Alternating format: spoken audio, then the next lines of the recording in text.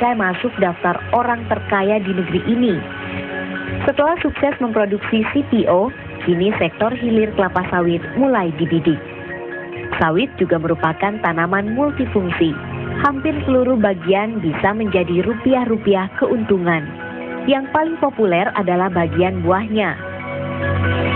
Buah kecil berwarna merah kehitaman ini menghasilkan minyak kelapa sawit mentah yang dapat diolah menjadi bahan baku minyak goreng.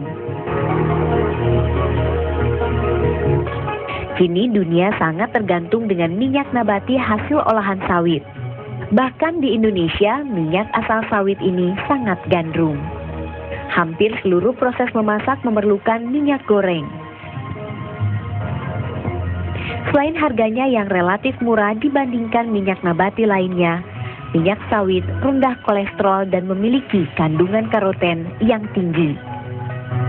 Produk olahan sawit lainnya sebagai bahan baku pembuatan margarin.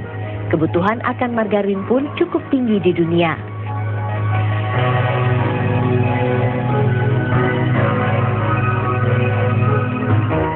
Industri roti, kue, dan beberapa jenis makanan lain di dunia menggunakan margarin sebagai salah satu bahan dasar utama. Selain itu, industri kosmetika dan farmasi dunia juga menggunakan bahan dasar minyak nabati sawit. Begitu bermanfaatnya kelapa sawit dalam berbagai industri di dunia. Jika saja Indonesia mampu mengembangkan industri olahan kelapa sawit, maka tak mustahil lebih banyak lagi pundi rupiah yang dihasilkan negeri ini. Namun sayangnya Indonesia baru berhasil menjadi produsen CPO saja. Nah, ekspor Indonesia kelapa sawit atau CPO lebih banyak ke India. 47% kita ekspor ke India. 14% mungkin ke Malaysia, 11% kira-kira ke Singapura, ke Belanda, kemudian Singapura. Dan mereka industri turunan atau industri hilir di Malaysia kelimpungan karena kita ingin mengembangkan industri hilir dalam negeri.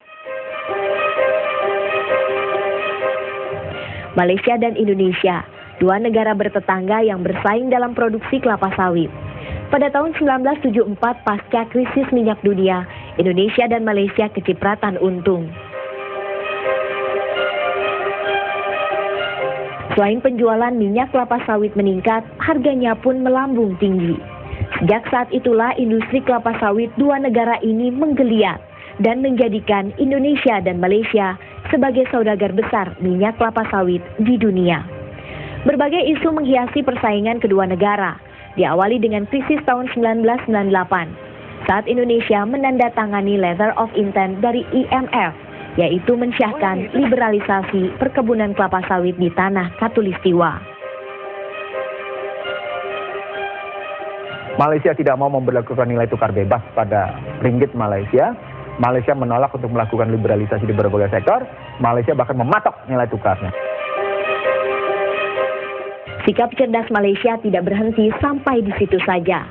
Malaysia menerapkan sikap ganda terhadap Indonesia. Di satu sisi Malaysia mengajak Indonesia untuk menentang neokolonialisme barat di industri kelapa sawit. Namun di sisi lain, ketika perdagangan komoditas kelapa sawit di Indonesia diliberalkan, saat itulah perusahaan-perusahaan Malaysia turut merangsuk masuk ke tanah air melalui investasi kelapa sawit. Sikap inilah yang melambungkan isu panas akan agenda Malaysia menguasai lahan kelapa sawit Indonesia.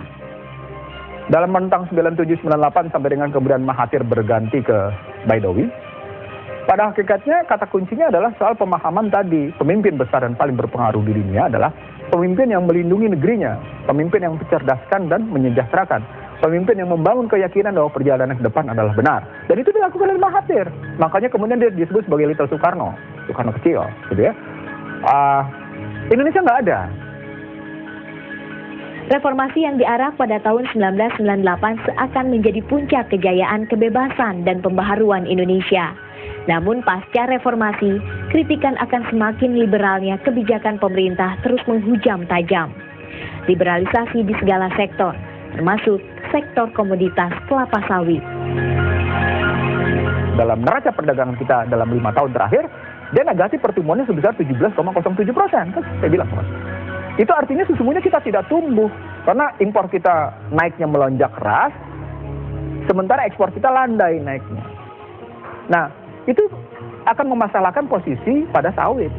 Sehingga sesungguhnya ketika Kuala Lumpur menentukan harga, maka suka tidak suka Indonesia mengekor pada Kuala Lumpur, pada harga sawit yang ditentukan oleh Kuala Lumpur. Cerdasnya Malaysia seakan-akan bersih dari isu lingkungan. Seakan-akan saya katakan. Karena Malaysia sudah betul-betul menempatkan diri, memposisikan diri menjadi pengolah produk hilir dari kelapa sawit. Sudah saatnya pemerintah berbenah bersama dengan pengusaha kelapa sawit dan masyarakat membangun industri prospektif di negeri ini. Perubahan dan perbaikan mutlak dilakukan jika ingin terus unggul, kecuali jika negeri ini cukup puas di posisi runner-up saja dalam industri kelapa sawit dunia. Harga diri bangsa ini adalah taruhannya.